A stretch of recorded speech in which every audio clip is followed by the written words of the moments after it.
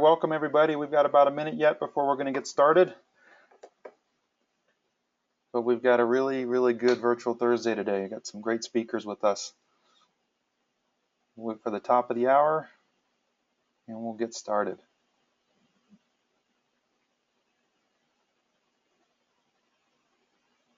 Okay, we are at the top of the hour. Good morning everybody on the West Coast, and good afternoon to everybody in the rest of the country. This, I believe, is our 72nd, maybe more, virtual Thursday training session. Today's topic is how ER can help you during an ISO audit. And we're going to focus specifically today on training records. And with me for today's session, we have David Richardson. He is an administration major at Midwest City, Oklahoma. Little background on David. He is, well, David, you're online. Why don't you tell everybody a little bit about yourself? Okay. Welcome, everybody. My name is David Richardson. I'm an administration major. I was a previous life, I was an ISO field rep, and I covered Oklahoma as my main territory and then went into Kansas, Arkansas, Texas as needed. And so I was on the opposite side before I got in the fire service. So Tom asked me to assist today and kind of answer some questions that you guys may have as it relates to how ERS can help, you know, with your ISO audit. But, you know, through the ISO experience I had, hopefully I can answer some of those questions and kind of pinpoint some of those areas or targets that may be important to everybody. David's clearly a subject matter expert in this, and we asked him to join us because we want to show you how you can do some things within the system, particularly the training module, to help make your life easier when ISO comes to town. And then for someone who's done those ISO audits, he can kind of further refine how you can be getting the most out of our system. Chris and I, and our next speaker who's with us, can also shed some light on it because he's gone through an ISO audit. So I can't thank David enough. We had talked previously about this. He was also a participant in our Lockheed Martin Regional Training Conference last December, and we just hit it off and have built a really good relationship. If you want to, you can check out another Virtual Thursday webinar archive that he participated in that we worked on. You'll see it's ISO on, what was it, David, on something with the personnel. Yeah, it was on staffing. We were on how you can credit full staffing using the reporting module. And so that one, and that's a little spreadsheet and some math, but if you follow our steps, it's pretty good. We also have a blog article based on that. So David continues to be just a very valuable contributor to helping our customers succeed in the realm of ISO. Our other presenter is Chris. He is our training captain. He's a regional trainer with us. And Chris, why don't you say a few words about yourself? All right, thank you, Tom. I'll keep this brief. 10 years in the fire service, became a training officer, and within my first couple of years of becoming a training officer, I had to go through an ISO audit using emergency reporting solely. It's the only records managed software that I've used to track my department's training. I'm currently a training captain with Cripple Creek Fire Department in Colorado, and you know, try to give you guys some ideas and some answer some questions hopefully, and give you some a track to follow when ISO comes knocking, and you know, give you guys an idea of what to document early on, so that when ISO shows up or when you have to do a report for an ISO audit, it's pretty simple. So a little bit of work on the front end, but makes your life a whole lot easier at the end. That's it. Cool, Chris. Thank you. Yeah, you know, I was talking with some ISO people too, and they're not spending as much time on site as they used to. They want to get in and get out more than I think in the past. So the more that you have complete and well documented for them, the easier it's going to make not only your life, your department's life, but also for the ISO auditors coming in. Is that true from your experience, guys, Chris and David, that the time spent is less now than it used to be? Definitely. We're an ISO Class 1, and which you would think would take, and in the past it used to take at least a week, you know, to do all the flow tests, get all the information, because they want to check, you know, everything, cross their T's, dot their I's. And now even our ISO Class 1, the last visit we had, this is the second time we maintained it on a visit, they were in and out the same day. It was crazy. I mean, that was the first time ever, and it was all about production numbers for ISO. They want to get in, get out, because that's what insurance commissioners want. They want to get the information, they want to make sure that's up to date, and they want a more frequent checkup. You know, they want to make sure that if they're an ISO 1, that we didn't lose it, you know, and so they're not going to come every 10 years or every 5 years. They're going to check in a lot more frequently, and then to do that, the reps have to get in and out as fast as possible. Excellent. Okay, well that's me. And guys, if I'm running a little sluggish, it's only because I'm changing time zones. I'm from Germany. Just got back from Intershoots, which was an amazing experience. So I'm grateful to have Chris and David on with me to co-host this week's Virtual Thursday. But I will do my best to contribute in meaningful ways. Always like to mention, and I know there's a lot of familiar names here, so you're well aware of our training opportunities, but we still have regional training conferences, 2 more we offer this year. We have an on-site is always available to any departments. In fact, we've got quite a few scheduled for our DoD customers over the next couple months. I think we've got one in Marin County for a specific department. There's at least 2 more in other venues throughout the country that are custom tailored for just that department. RTCs are open to any of our customers. And of course, we have online training available, very similar to this, but specific for your department and your department's needs. This was our one in June, our Cincinnati RTC. Looks like they're having a good time in a really nice location. And by all counts, this was a very successful event. So great job to Dale and to Johnny, who are our regional trainers that were the instructors for that 3-day event. And that 3-day event includes Essentials, Integration, and LEADR. Essentials hits the basics. Integration is a day where you ask us, you tell us what you need to know, and we focus on answering those questions. It is unstructured. It is driven exclusively by the participants' questions. And then the last day focuses on reports, the administration module, and it's geared towards certainly everyone in the organization, but the focus is on the administrators of the organization. We've got next one that's coming up November 3rd through the 5th in Charlotte, North Carolina, and then about a month later in Monterey, California. Both great times of the year to visit both those places. And if you are interested, you can go to eventbrite.com and search those keywords, and you'll be able to pull up both those events. We'd love to see you at either of those. If you're West Coast, come on out to Monterey, and East Coast, Charlotte, North Carolina. Since we last met on June 4th, we've had 26 new or upgraded customers. So if any of you are those new or upgraded customers, welcome. And what upgraded means is they've either decided, we want to go with Google Maps or our brand new Safety Analytics, which you'll notice in your account, everybody, that Safety Analytics Basic, you now have under the Analytics button 2 of the 10 gauges, and all of our existing customers have that available to them. The Plus and Premier adds up to 5 gauges or 10 gauges, and that would be considered an upgrade. So some of these 26, I think, were upgraded to that. But welcome. We're glad to have you on board, those of you that are new customers. Okay, so here's where I'm going to summarize quickly and have David chime in a little bit. And what we will do is, there's only a few slides here in the PowerPoint. We're not going to, death by PowerPoint here, but this is very specific, very topical, as opposed to broad-based within our system. So I'm going to discuss a little bit about what the FSRS is, the Fire Suppression Rating Schedule. We're going to do an overview of Section 580. We'll talk about some best practices using emergency reporting currently. We're going to show the one system report that pulls essential data based on standards. We know that we need more reports that pull from the standards section of a training event. And then Dave was going to chime in and go into some of those ISO formulas that look kind of bewildering on the FSRS document. So what exactly is the FSRS? David, I'll let you jump in here, and then I'll kind of prep and pull up that document. Okay, so the FSRS is the Fire Suppression Rating Schedule.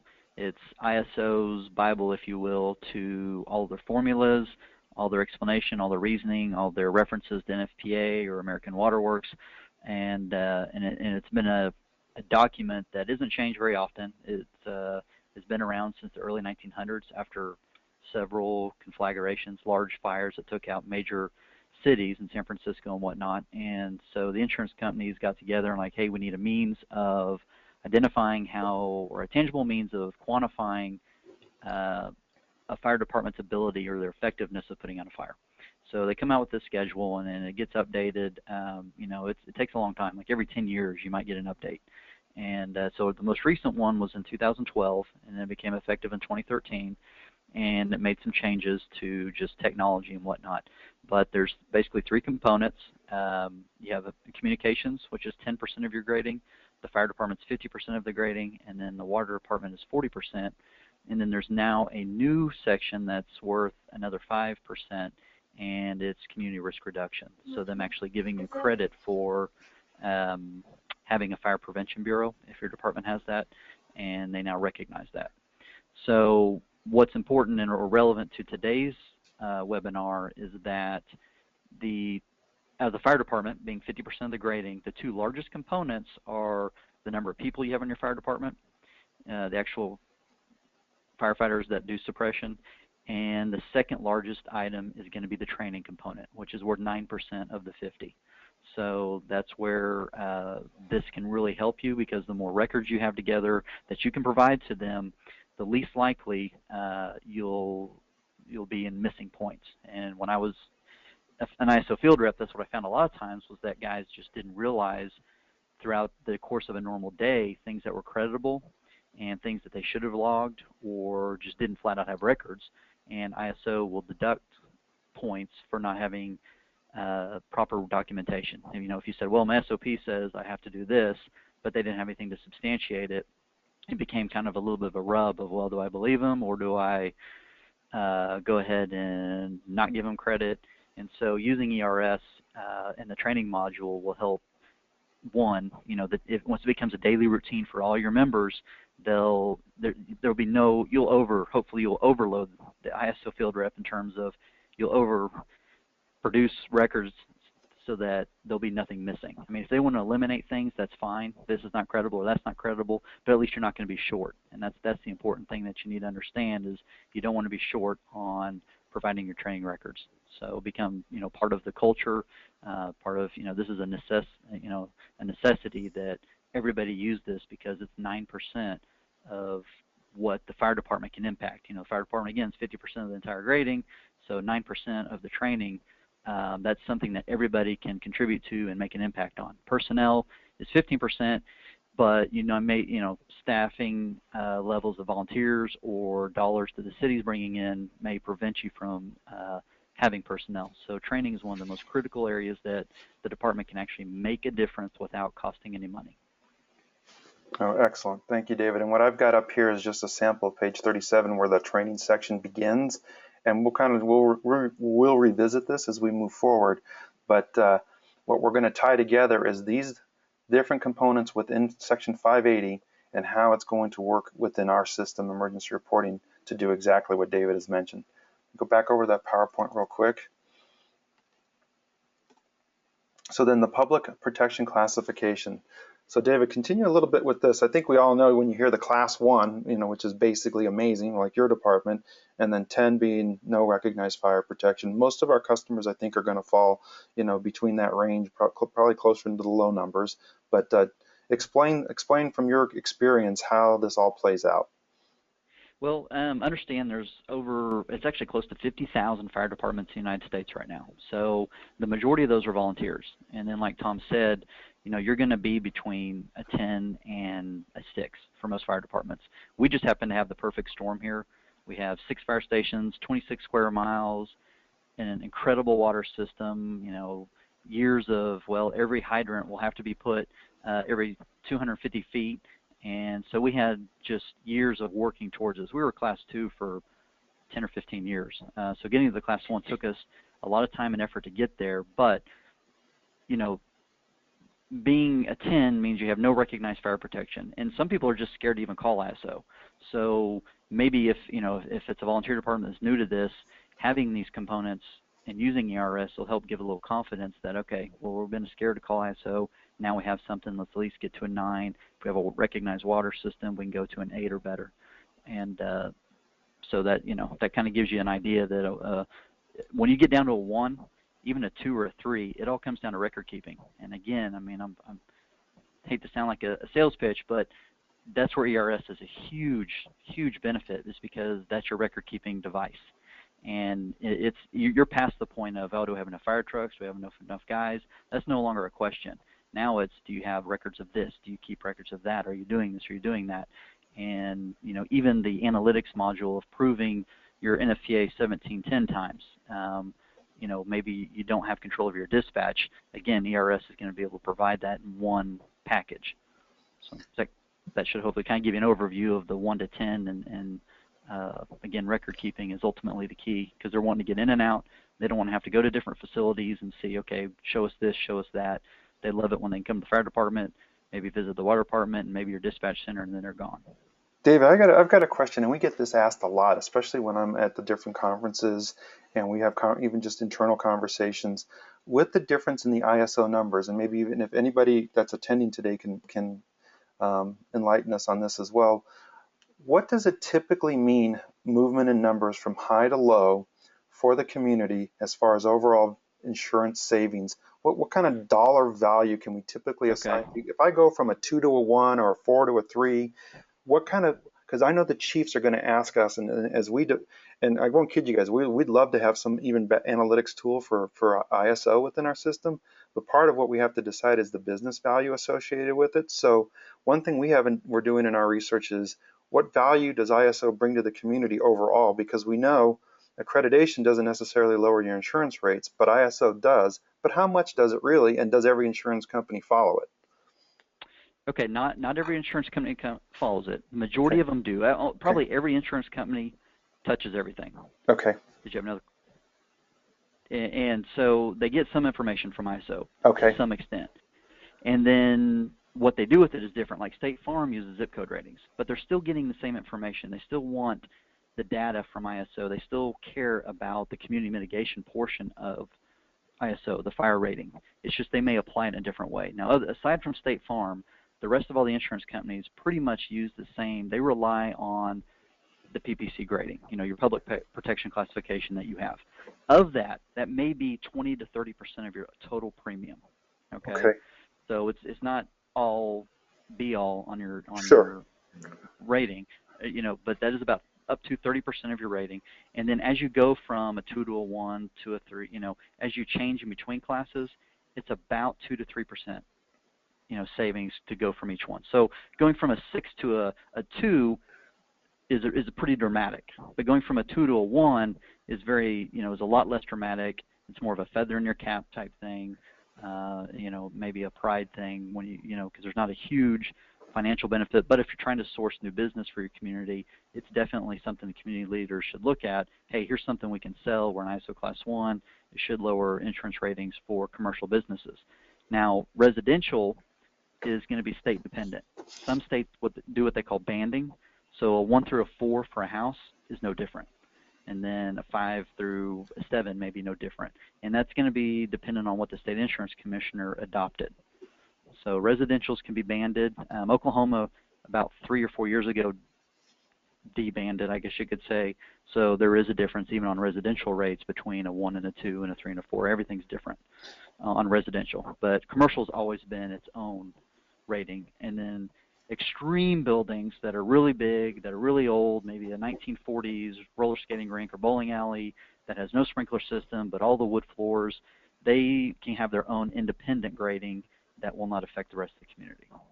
And that may be independent of whatever the department's PPC is, correct?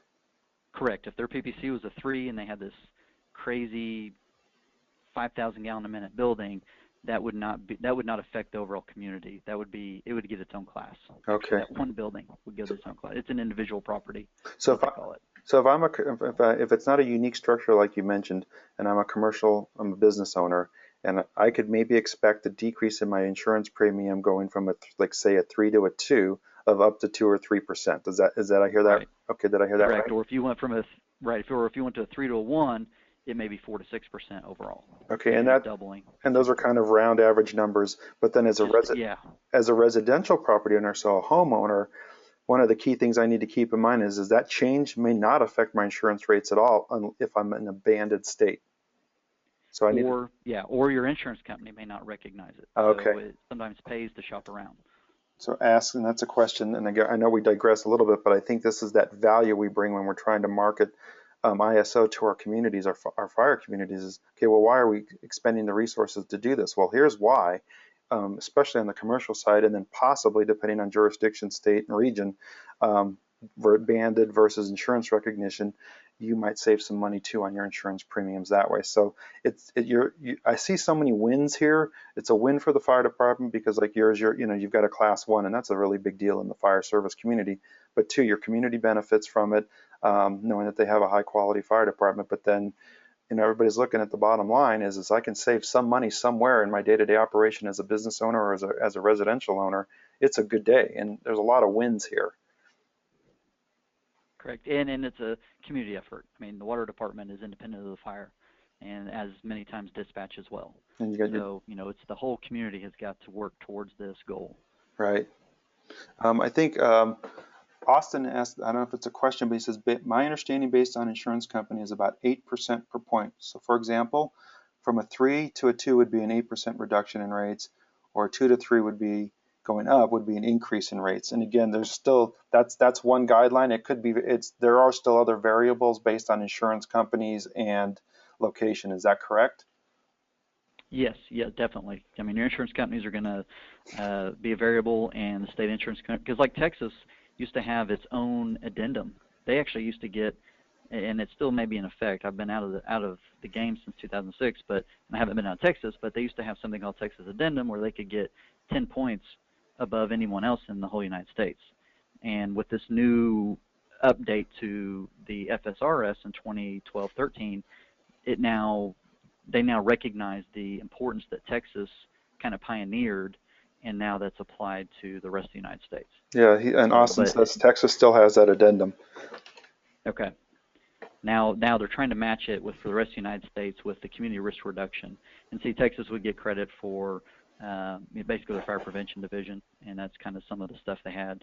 Some TEACS training, I believe, as well. Mm-hmm. And but the 8%, yeah, I mean, there's been different studies commissioned by different state organizations. In my experience, unfortunately, is a little bit limited on that. And the 2 to 3% was what our state insurance commissioner had done. It's been probably 10 years now, and that was kind of some of their findings, was that they had found that, and that could have changed. I mean, it may be higher now. There may be a larger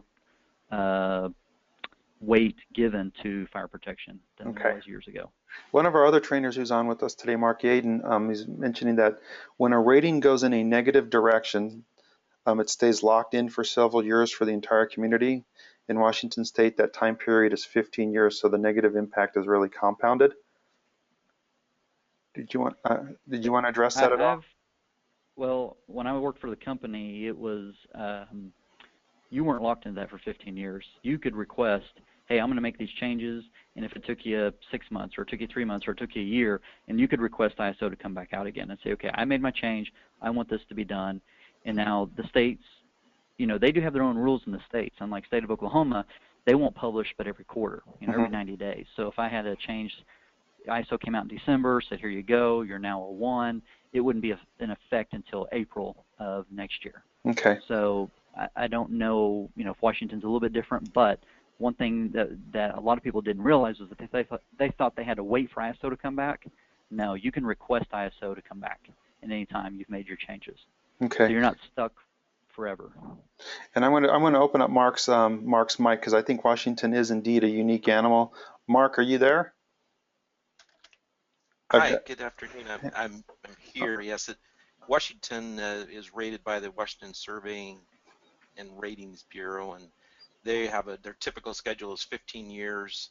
And if you get re-rated, you can request that they come back in and reevaluate. But generally, that might take a year to 2 to get them to come back in, if they accept that, and we'll come back in and you make the upgrades. But overall, it's generally on that 15-year cycle that you see them. So when we were preparing our community here in our agency, it was really looking at what that negative impact was. Once you were in that, had a reduction for the entire community, as well as, even though with a lot of this looks on your commercial properties in a jurisdiction, where you get your base rating in Washington, it also affects all residential. So it was, everybody's grouped in there together. So as we really looked at that as an agency, you realize that it has a pretty profound impact. When you go on the negative side, we never could really, it's different for different agencies and how much they look at it, but you bring up some really good points here, where once it all goes together, the entire community is affected by that. Awesome. Yeah, that just makes it even more important to get it done the best you can the first time, it sounds like. Exactly. Because you've got that, it looks like you've got a 3-year gap here before you can get re-rated in the state of Washington with the WSRB. Is that John Meek had mentioned that, so on the questions list. Okay, great, Mark. Thank you very much. You're welcome. Louisiana may be the same way. They have their own rating bureau, and even when I went to did all my training, those two states would send the same people to the same schooling. ISO actually did all the training, but then they would just apply their own rules independently based on their state.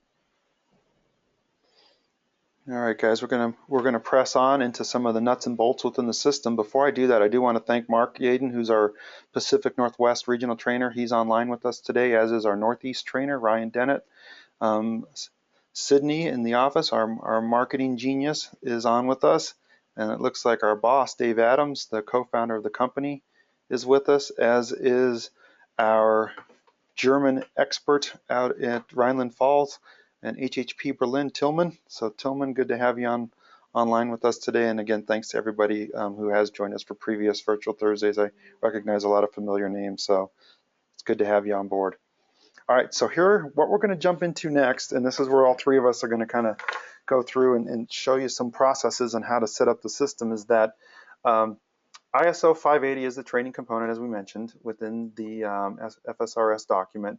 And what you see here is I've created, and I will be glad to send to everybody who's participating today. It's a simple, because we can't yet do imports of training standards or training codes. We know that a lot of our customers are wishing that, and especially our military customers. So what I will do is I have this spreadsheet that if you're interested, and just basically put in the questions or notes that, yeah, I'm interested, and give me your email address, and you can copy and paste these into the standards tab within Training 3.0, and we'll get to that momentarily.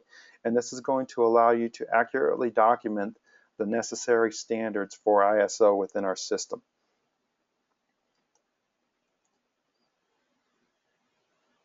So what the plan is we're going to summarize each of those sections within FSRS 580. We're going to set up the training module to be effective for documenting ISO training expectations. We're going to talk about JPRs and how you can use JPRs to be successful in documenting ISO training. And then we have one report, real good report, to quickly retrieve essential data based on standards. And then maybe we can take a peek, time permitting, on some of the ISO math formulas, which look daunting, but in reality, once you've been shown how to do them and understand how they work, they're not so bad. And I think David can attest to that. Yeah, they're actually not too bad. These are objectives for all of you today before we jump into the system.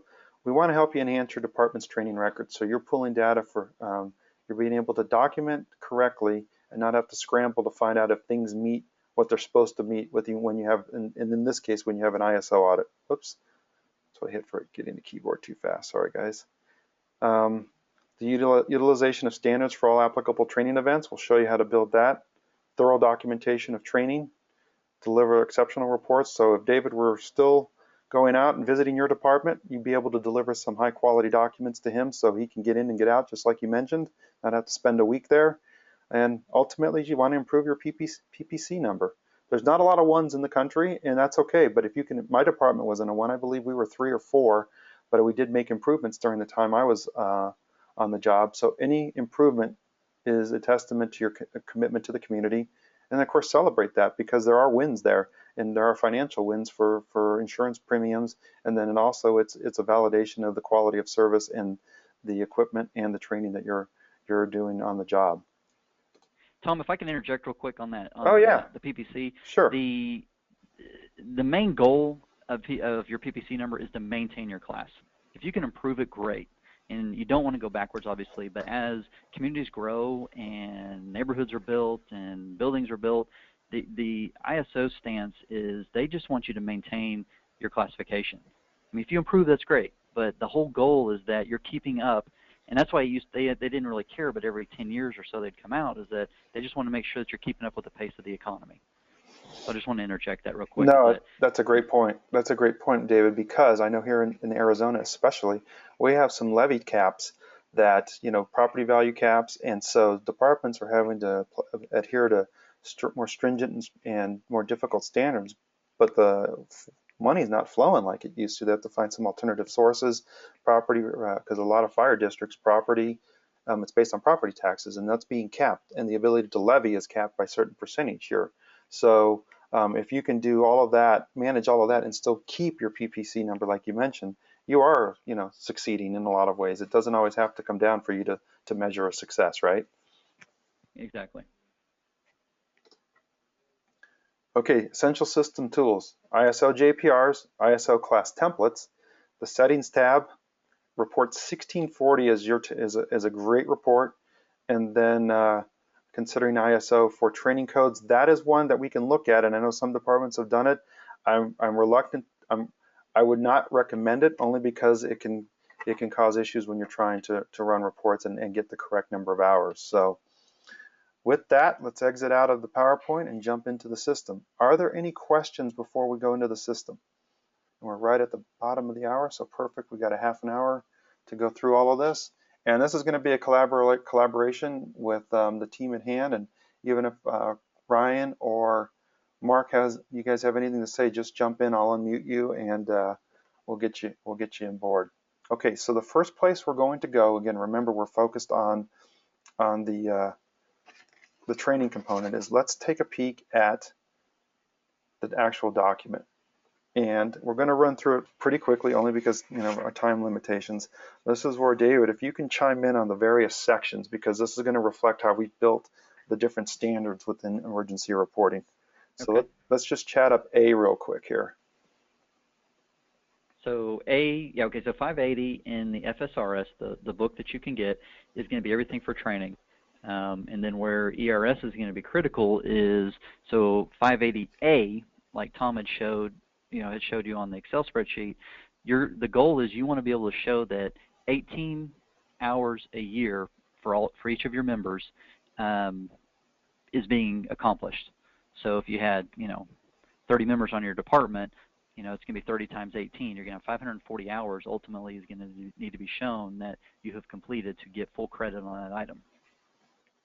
And David, explain to me too how this is particularly critical, the A, versus the B, the company training versus the facilities training. What makes that different? What makes these different? Okay, so the facilities training, maybe you don't have those facilities at your location. So again, you may not have it, which means you're going to get deducted from that. Or it's not really deducting, it's all a credit. So you're not going to get credit for something you don't have. But there is a little caveat. If there's a community that's adjacent to you and you send no more than 50% of your membership, many times they will allow you to credit that. So if there is a burn building 5 miles down the road that's not yours, but you don't send any more than 50% of your people at one time, they'll give you credit for it. So it's one thing to ask on. But you may not get the full credit on this one because not everybody's going to have a smoke room with live fire training, a drill tower that's 3 stories or higher, or 2-acre area. That actually comes, in a more urban area. Sometimes that's an issue.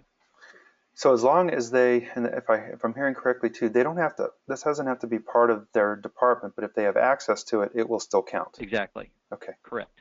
Okay. Because I know we didn't have some of this. We had a burn trailer, so that would be considered a live fire training structure with a smoke room. But then we also had our public safety academy where we would go and we had all of this. So as long as that's what we have. But the training has to take place at any of those 3 facilities to get points awarded. Exactly. Yes. Okay. Okay. Yeah, to credit those. And then the part B is your normal company training. And what it accounts or amounts to is that 16 hours per member per month, which is 192 hours a year. That is what you want to get for each of your people. So you may have one guy that gets 212 hours, you may have one guy that gets 168, but you need to average out that each of your guys or girls are getting 192 hours a year in company training. So what I could do is we run a report on standards, and I run a report on all personnel for standard ISO 580B. That will give me my sigma here, this number here, right? If I run a report in our system, and then I simply divide it by 16 times the number of members, multiply by 25, and that's going to give me my total points awarded for that. Exactly. So it looks intimidating. I mean, it's been a while since I've done math, this kind of math, and it isn't hard, but just like some of the symbols, but just you can pull that report with a couple clicks in our system to get this number. company training hours for that standard. And that's the key here, right, David, that it has to be for this particular standard. Yeah, there'll be a line item on there saying, okay, you have 20 out of 25 points credited, you know, if you didn't have 192 average. Right. So, and I'll show you that report once we jump in. Excellent. Okay, so that's company training. And that's pretty much any training that you do at the firehouse, in a residential area, in your jurisdiction, that's not at one of these other facilities, correct? Exactly. That's typically just your normal day-to-day training, you know, from your station location. Yeah. Okay.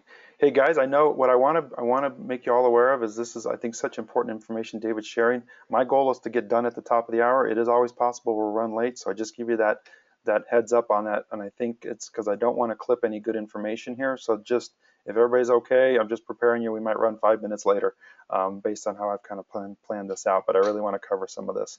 Talk about this one, David, and Chris too, if you have any thoughts to add in on this one. What's on officer training and certification? Well, you know, on the certification, that's generally going to be something that's, you could have it in-house if you have a train the trainer, or off-site at a different location that they're getting this criteria done, or if you've shown in your SOPs that, hey, this is what we do, we require this before they can promote, sometimes they'll credit that, the part one. And then the continuing ed, you know, that's going to be on or off-site. And when they say on, let's say you had, gosh, Tom, you're from the Phoenix area, like a Blue Card Command. Sure. You know, maybe if you're doing that, that would, you know, account for being an on-site maybe potential, or off-site NFPA, you know, National Fire Academy training or something. But again, logging all this is going to be critical, that they don't forget to put this in the system, you know, ERS.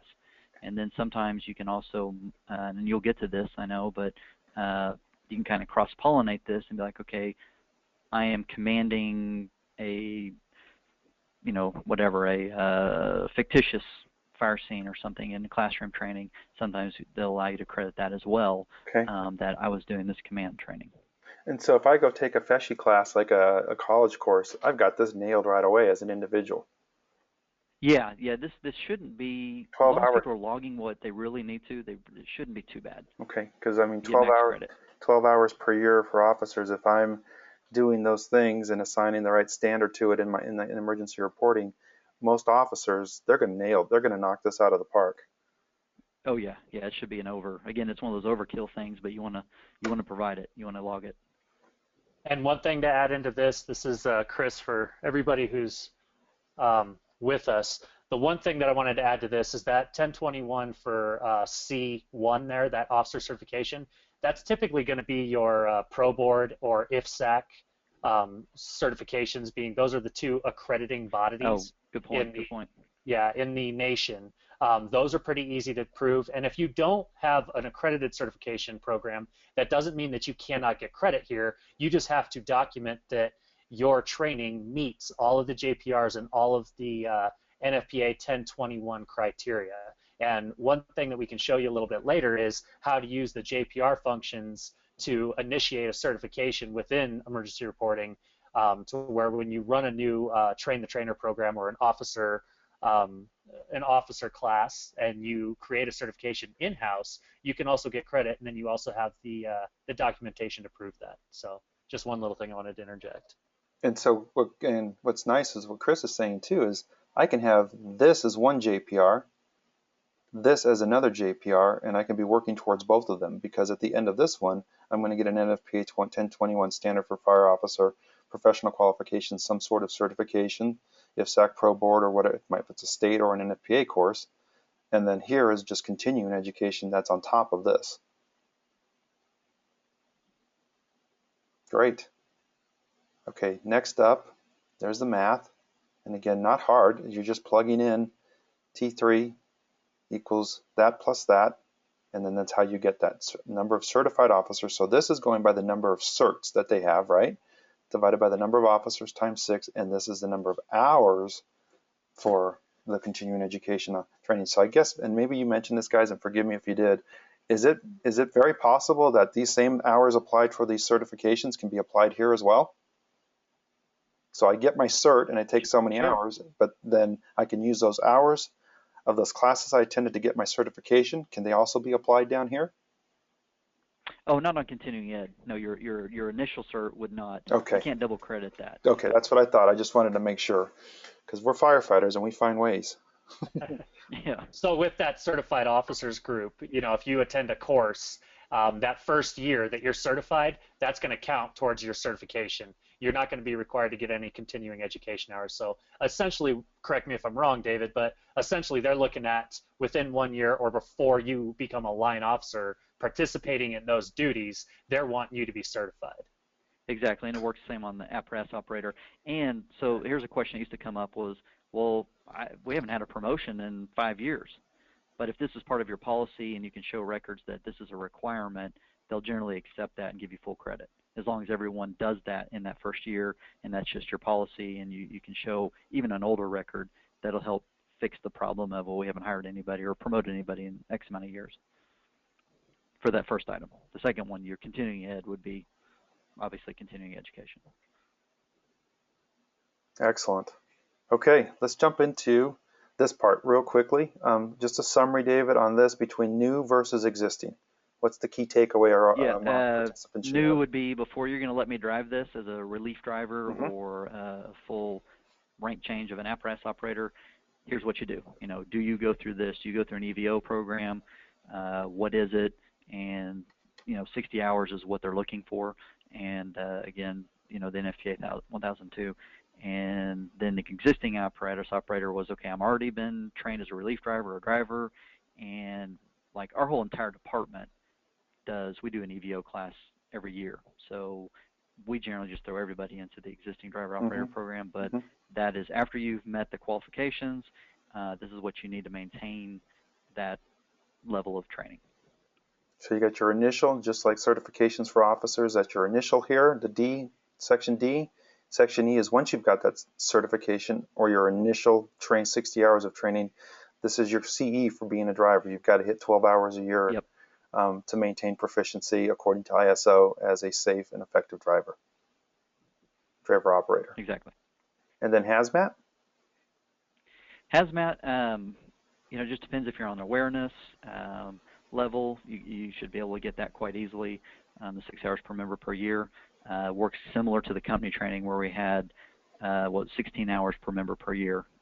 So it's just going to be the 18 hours per member per year on the live training facility. So the 6 hours is a fairly low number if it's something you're doing. But again, if your department doesn't do it, don't stress out. It's just nothing that you're going to log. It's a credit-based system. You're starting at zero, and you're trying to build your mountain with as many points as you can grab. Okay, and I think the last two, G, recruit training. Yeah, I can't remember, but I want to say Firefighter 1 is 240 hours. I don't think it's Firefighter 1 and 2. So basically, you would fulfill that pretty easily on new recruits. And again, if you haven't hired anybody in 5 years, again, it's a policy thing. Okay, well, we require them to get Firefighter 1, and Pro Board or IFSAC says Firefighter 1 is however many weeks 240 turns out to be. That's kind of where that 240 came from. Okay. Is it matches those numbers. Okay, and say you didn't, like you just said, we haven't had a recruit training program. Do I lose these 5 points then? If you had no recruit training, yeah. Okay. But generally they're going to fact find a little bit and say, okay, so you literally aren't going to train them and do anything, and then of course they'll say, well, we will do something. We'll have them go over this, we'll go over that, and then they'll prorate, where you have the sigma being the total number of hours. Okay, well, we only had them do 100 hours before we put them out there, and so you'd still get partial credit. Okay. And then of course pre-planning. Yes, the pre-planning. The important thing here is look at NFPA 1620. It's not just on paper. You're going to have some buildings, some drawings that show, your electrical, utilities. You might show other items as well. Hydrants are located at. They want to see more than just a written down item. I mean, they want to see a map of some kind of graphic of some kind to go with it. Well, and what I do. Go ahead. I'm sorry. In our department, we have a fire prevention bureau, and they're like, well, we do annual inspections. Those are life safety code. That's to protect the public. Pre-planning is to protect the firefighters. That's to familiarize them with the hazards in their community. So just make sure the guys understand there's two separate things going on there. Your annual inspections for life safety code are completely different than pre-incident planning. And I think a key thing here, and this is where we're going to jump into the system, is that with building familiarization for pre-incident planning, you're going to use two modules here. And it's a good idea to work with your prevention department to go into your occupancy and set up, and we're going to go to training mostly, but since we'll segue out of the document into here, it is not a bad idea, especially following ISO, that you have an inspection form called pre-planning that is used by company officers when they go out to their crews that can be attached to the structure. It's not an official life safety code inspection like David mentioned, but it is a proof that you've done a pre-plan of that structure, and you may be able to support that structure with additional photographs or some new information for not only your prevention department, but also for keeping the firefighters safe. And I think this is where it can be tied in. You complete and we'll call it an inspection because that's what the terminology is in our system, but essentially you're doing an engine company survey or a pre-plan,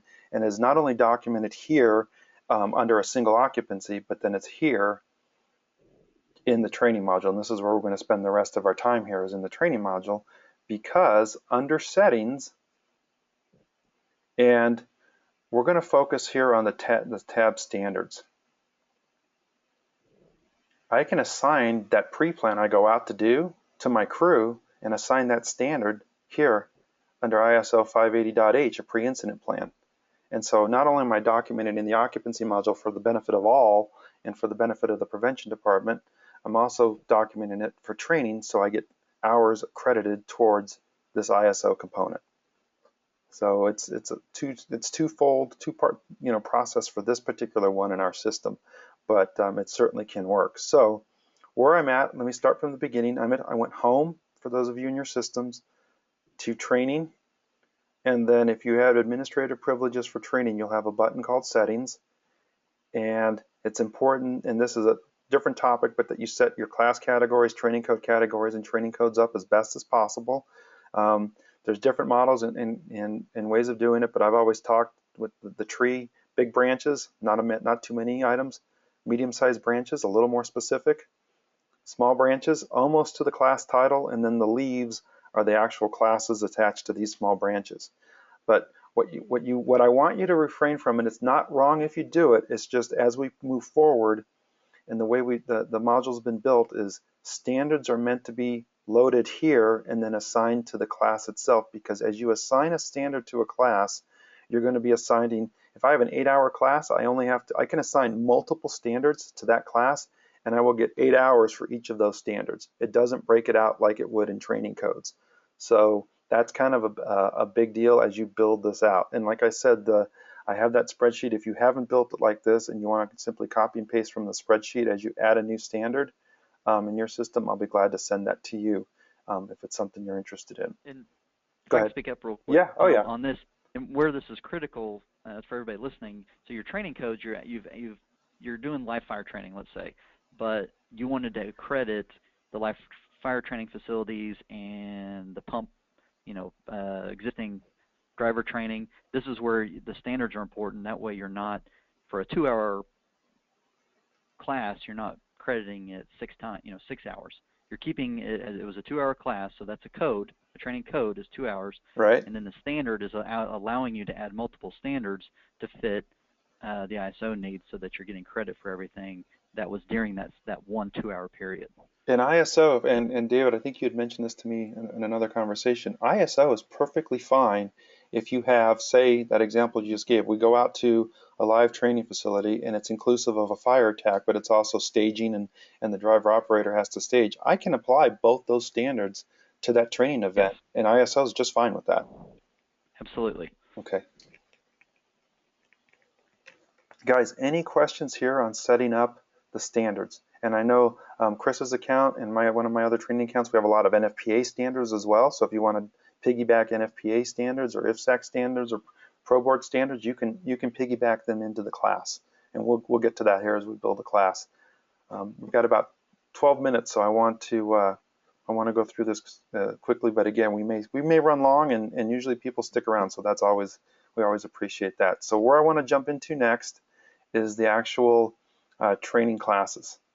Okay, so the key here on training classes, and you can do a couple things. You can simply add a class and then add the different standards to the class. But what I found beneficial, especially when you want to document training very succinctly and accurately, is to create a template based on some of those ISO standards. Now, I'm not creating training codes or training code categories. I'm simply creating a template.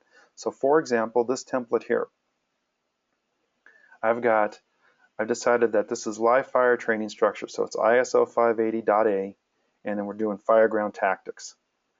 So the training codes are fireground tactics based on how I've set up my training codes within the settings part of this module. So we're going to do fire. So this drill, imagine we're going to go in, it's all hot, we're going to be in our turnouts, we're going to feel what heat's like and feel how fire behaves under these conditions inside a confined structure. Then we're going to do a hands-on scenario where we actually go and attack that fire. So that's going to take up 8 hours in one day.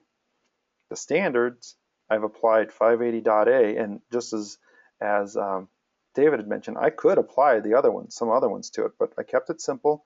And so everybody attending this class, now I'm looking at a template here, so 580.A, everybody taking this class is going to get full 8 hours.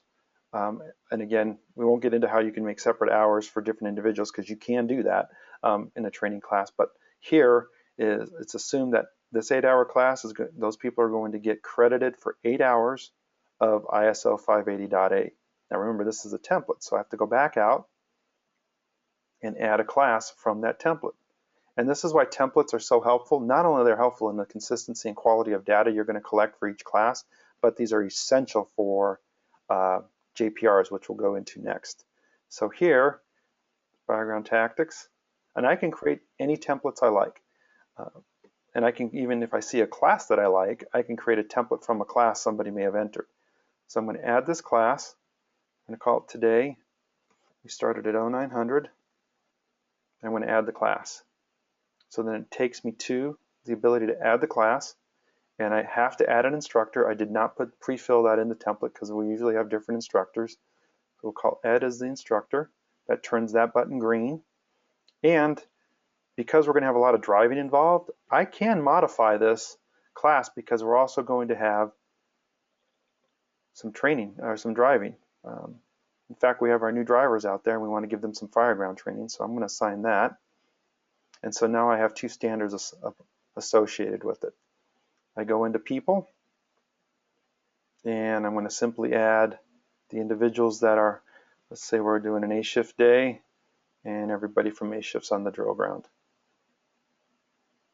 They want me to fill, and it won't let me. I've got to assign, the way we've got it set up, I've got to assign a pay grade. This can be turned off in your system if you don't want to use it. Bear with me here as I get this done quickly. I can't fill all from one. Once I do this, it will turn everything green, and should be good to go.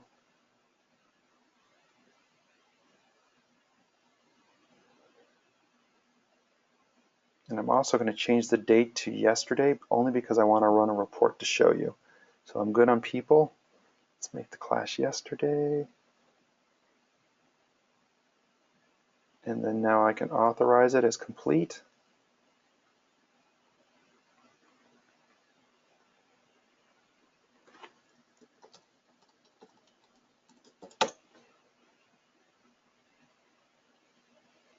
Okay, so that class is complete. So for simplicity's sake, I'm going with just this one class that's completed. So how do I get data out of this? How do I know when ISO comes to 10 I need to present a report?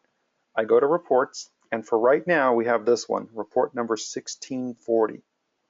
And if all went well, I want to go all personnel, both passed and failed, month of June, and the standard I'm looking for ISO is live fire facilities. And I should have yesterday's class. And I do, 617. So what this tells me in this report, and Chris and I were talking earlier, we definitely want to see some refinements here, but if you follow along with me, you can tell me, let me know either with the chat message if this is beneficial. It's wise to pick a single standard So I know it's 580.A, and these were all the participants. So right now, if I remember correctly, you need to have 16 hours. So as of now, 18 for 18, per thank member. you, 18 for the year. So we've only done one class. And he has, because these were the two codes assigned to it, both codes count, he was there for the class for 8 hours. All of these people have 8 hours towards the 18 just by looking at it here.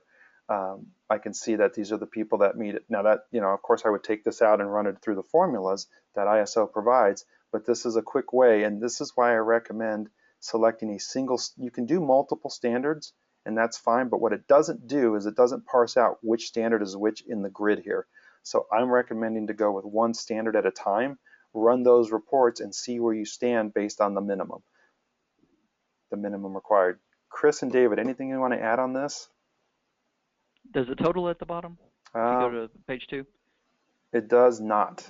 It totals per individual, but it does not give you a grand total of hours. And guys, those of you watching today, these are where we get these opportunities when you come to a regional training conference or we come to you on an on-site. This is what we call a win. It's a report modification, because I think to be able to see a grand total here is a big deal, especially when it comes to ISO. So we write a user story called, as a training officer, I need to have report 1640 grand total all the hours so that I can easily report that number to ISO instead of having to calculate it. And there it goes. That's how that kind of process works. And this would be what we would consider an easy win when we come out to you or you come out to us for a regional training conference. So I think this is great though what you're showing, because it's here you go, Mr. ISO guy. Here's 20 pages. Here's all my standards, and then they can take it and maybe like the officer training, maybe it shows 8 hours over for every person, but at least he can just quickly check the box that he's far exceeded his officer hours, so you're getting full credit. And next. And even if some firefighters had 0 hours, but some had double the hours, that raw number here can be plugged in, and they would correct me if I'm wrong here. Right. That raw number can be, and that's where you plug it in, is right here. And guys, I'm sorry about scrolling. I know that's annoying when you're watching a screen here. So here, that raw number can be plugged in. Whoops, where am I?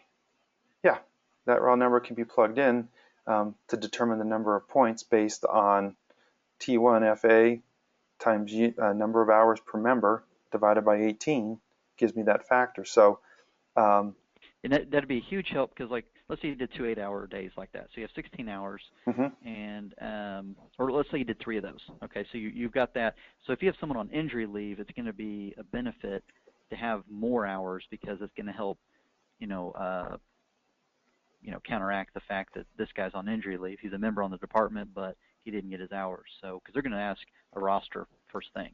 You have this many guys in your department. That's going to be their, you're going to get their numerator and denominators right off the bat. So, that'll help counter any sick leave, injury leave, things like that. So having that raw number here, even if I have, say on this sheet, and I don't know how many people are on here, but say I have a department of 50 people, but only 40 are here because I have either people on light duty or sick or out sick, but my number still exceeds that because the guys that are there hit those hours, you're going to have a great number. You're going to get more of those points. Exactly. So that's report 1640 and some recommendations there. As we near the top of the hour, guys, Chris or David, anything else on this report that you'd like to mention as far as pulling that data from standards? Mark had just mentioned if you wanted to download that to a CSV or do a text download or Excel download, and then you could manipulate it however you felt necessary as far as your total hours for the department. You would just have to be careful to formulate each cell correctly, so where you're not pulling the 448 into that. So it is definitely possible when you use the Excel download version to get that total amount of hours with this report. Yes. The big thing with this is what I would like to emphasize to people is right here where you see training standards ISO 580A. One little trick of the trade that I've done here is added, when you name this standard, in the name of the standard I put monthly or annually. That way I can see what report I'm supposed to run when I'm doing this. Just makes it a little easier when you're first starting out. Is this one would be typically an annual report. You would choose the year and run it for that year before ISO showed up. So the 12 Nice. months prior or the previous year. Nice. So you put a little prefix in front of the ISO. Correct. Nice. Okay. I've unmuted Mark too in case he wants to chime in on any of this. And Ryan, I'm going to unmute. I know as we wrap up near the end, I'm going to unmute one of our other trainers, Ryan, if he's got, and oh, he's an organizer, so he can unmute himself if he's got any other things he'd like to add. But again, this report, the one thing we're looking at on this report is to maybe go landscape, and I think one column that would be beneficial is the actual class title, the class name. I know Chris and I have talked about that. Just one more column, but the class title. So we got the category, great, the code, great, and then what class was it? Otherwise, I got to go back and find that. It's one of those gee whiz nice to have things, but I think it would enhance this report. And then as you guys look at this, send it through our feedback site. Any other reports you think that would be beneficial for you in reporting to ISO that makes use of the standards? Okay, guys, I'm going to jump over to, and I'm getting requests. John and Austin, I saw the request for the ISO standards, that little spreadsheet. I'll be sure to send that to you guys once we wrap up here today. Let's go back into training, and I wanted to show JPRs because I think JPRs is a really, really cool way to do this, and to track it also to see progress. So yes, you can run those reports, but if I need to see at a glance how well I'm doing towards an ISO standard, I can do that here. And I know this isn't going to be a class on how to completely set up a JPR, but I wanted, as we wrap up today, I wanted to show you that you can assign ISO specific templates, and templates have to be assigned here because, and then when people go take these classes or go in this case to a live fire structure, they can use these templates regardless of the date or day or time to show progress towards this ISO requirement. So I built these: confined space awareness, fireground tactics, fireground survival, and fireground scenarios, all based on the ISO 580.A. So those are all templates within my training module, and as long as I complete a class within that's based on that template, I will start moving towards the complete. So you can see here, Guy here has one completed. Which one has he completed? Oh, the confined space awareness. Okay, and the nice thing is you set those templates and you put the hours in the templates, so you know, as long as they don't alter the hours for the class, that those hours are also contributing correctly. And so then as you see this, not only do you have a high level of confidence that they're taking and doing the right courses or classes, but that they're going to hit those hours once they're show complete here. And you can also, you can double check it that they may have completed, and they've done 3 out of the 4 classes, but they're well over 18. You can override this and complete it. Even if they have not completed all 4, but they've completed the hours. And that's a training officer's job to manage all that. Well, this is where I think training JPRs can really help you see your progress towards, instead of just running reports, you can jump into JPRs and see where you stand at a glance on how well people are doing towards making progress for the JPRs. Got 54 people. I put in key, and then that's not to say that as on the month-to-month basis, this is going to count towards company training. Boom, you complete it, and then now you're making progress to accomplishing those particular parts of the ISO training standard.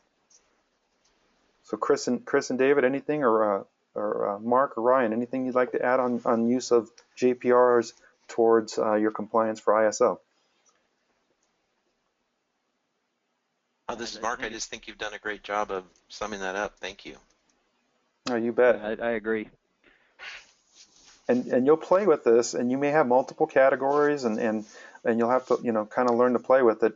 Someday it'd be nice to have like an ISO color here to where it feeds a gauge, and not only do you have it here, but you also have it as a pump panel gauge. So so with that, we are at just past the top of the hour. Everybody is stuck around, so thank you everybody for staying past the top of the hour. And before we close out today, I want to turn it back over to Chris first to see if he has anything he'd like to add or any best practices, and then we'll wrap up with David. Thank you, Tom. The one thing I would like to add, Tom, if you want to go back to the to your standards The standards tab? tab. You bet, you bet. So right here, we look at 580A, B, C, all the way through. You see how it has 18 hours per person per year. One thing that I want to make sure that you all know is if you do, like at my department, we're a paid department, we do a lot of training and we have to meet our hazmat hours, and we typically go well over 6 hours per member per year. So anything that's in addition to that total amount of hours is going to dump into the company training. So if you get more hours than you need in one specific area, so if you run that report 1640 that Tom showed you earlier, and you end up with people that have far more hours than they need in their driver operator training or their hazmat training or whatever that is, then it's all going to fall into this company level training. So just make sure that you're using that in addition to these hours. I just want to make sure that when you're running those reports, if you're over, it's going to dump into there. Other than that, you know, that report is how I currently do it. That's how I did it with my inspection for the ISO audit, and it worked wonders. It's kind of like when the go ahead. I was just going to say the only thing is ISO is heartless when it comes to medical training, so just be careful on that one. Like Yep. your anything EMT related, don't put in there unless it was like extrication or something related to, you know, that or something. But I just want to mention that. I'm glad you're mentioning that. So is it safe to say Yeah. that unless it has some fire component such as extrication or patient packaging, see carbon monoxide poisoning, things like that, then they don't want to see EMS training here. Is that correct? Exactly. Correct. Okay. That's good to know. Okay. Yep. So and then the last thing that I wanted to add to this is, you know, when you run these reports, when you do this, it's kind of like being audited by the IRS. The more ducks you have in a row, the quicker they get out of your hair and the less likely they are to find any mistakes, right? So that's my advice. Great, Chris. Thank you very much. Thanks. No, thank you, Chris. Great insight. And this is from a department that is either gone through or is going through accreditation and is also an ISO department. So, excellent. Thank you, Chris. Hey, I guess I can add real quick too that like on the, you know, we really didn't have time to get the formulas, but quickly, like live fire facilities, if you pull up the Fsrs again, absolutely, I can show you on the A, the training facilities, just a little nuggets you need to keep in mind. Okay, so this formula right here? Yes, you don't even have to go to the formula, you can go up a little bit. The 580A is the training facilities. Okay. And the maximum points for that item is 35 points. Okay. So if you add up the facilities, that's 17, 10, and 8, that's 35. Okay. So you're thinking, well, why is there a part 2? Well, let's say you have all those items. They're looking for 100% participation. So that's where 2 comes in. And they want to make sure that all the members, so if you scroll down a little bit more, they want to make sure that the factor is 100% or 1.00. So as long as, and that's where those hours come in for people that were sick or on injury leave or whatever. That's where having more hours will help make up for the fact that there's not 100% participation, because the only way you can get maximum credit there is that you've met the 18 hours for every single member in the department. So if you didn't, you know, if you only had, you know, an average of 16 hours per member per month, then it's going to say, okay, you don't have 100% participation, you know, it's going to be a factor of 0.8. So 0.8 times that 35, and that's what the credit you would get for that. Got it. A little bit of a, and same is true as if you didn't have a burn building, you would only get the maximum of whatever 17 or 10 plus 8. So the max credit you could get would be 18 out of 35 points if everybody got 18 hours, if that makes sense. That so makes you're still sense. going to get partial credit, and like Chris had said, it's a credit system. You're trying to put as many donuts in the basket or whatever. I mean, you're trying to add as many points as you can, and maybe not everything fits to your department, but you're going to try the best you can. Got it. So if I have a live training structure and a drill tower, or have temporary possession of one like a rotating burn trailer like we had, I get the full 17 and the full 10. Yes, and then I multiply that. That's the FA. Multiply that with if you didn't have whatever. If you didn't have the acre. Right, I did not have the acres, so I already short there. That's fine. So I got to go 27 times whatever factor I come up with here based on the number of hours per member divided by 18. My hope is 1, which means then my maximum maximum capable points here, maximum possible points is 27. If I've optimized my training with all the people participating in those facilities, I will get 27 points out of 35. Correct. Okay. Exactly. Because there's no way I've got this last one here, so I'm kind of out of luck. Yep. Okay. So the only other way you can make up the maximum points is your personnel participation. Right. And I wanted to mention one other thing too on the occupancy module. You guys actually have a tab in there for pre-plans. We do. And part of what yes, let me go there. Without even having to create a form. Well, and that's true. And I guess what I was going to be wondering about is here, yes, we can fill this in and get all the data about the structure in here. Problem is it doesn't date or timestamp it. I'm wondering if from an ISO perspective. Tom. Yeah.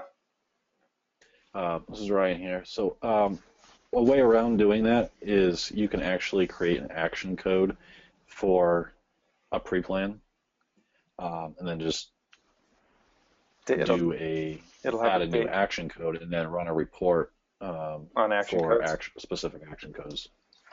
So yeah, there's a variety. I was actually just playing around that.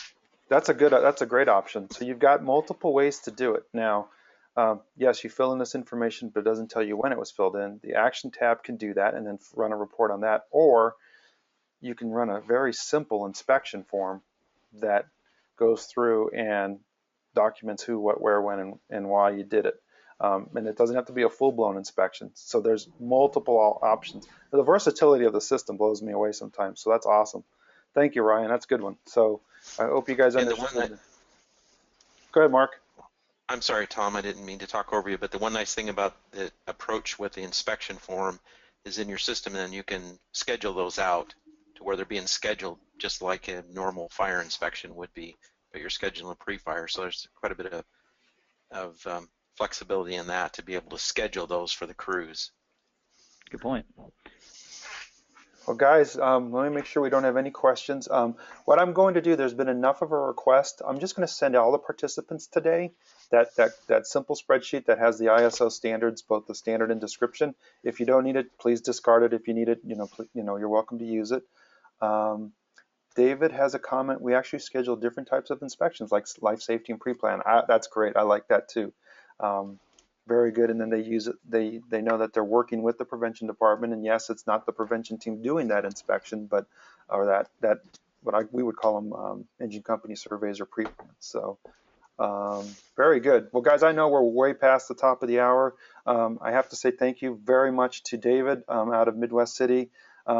Dinner is on me when I come train at Tinker, David. So thank you again for all your insight. You teach me a lot every time I talk with you. Chris, you're a pro as always. Ryan and Mark, thank you. And Tillman, thank you for joining on. Guys, just those of you participating, Tillman is our go-to guy in Germany. He is part of what we call local national that works out at the Rhineland Falls Army Garrison. And he's just a whiz in our system. He's really a pro when it comes to our system. He's joined in, and it's 9 hours ahead there, so it's well into the evening on his time, 10 o'clock at night there. And let me make sure I don't miss anybody. Sydney and Dave Adams at the office. I missed anybody, please forgive me. But thanks to our team, and especially thank you to everyone who's participated today. If you think of any other suggestions or ideas you need to make your life easier, especially when it comes to ISO, don't hesitate to reach out to us via email or our feedback site. And with that, I think we'll go ahead and close the session. Training team, any other comments, questions that you'd like to add? No, thank you.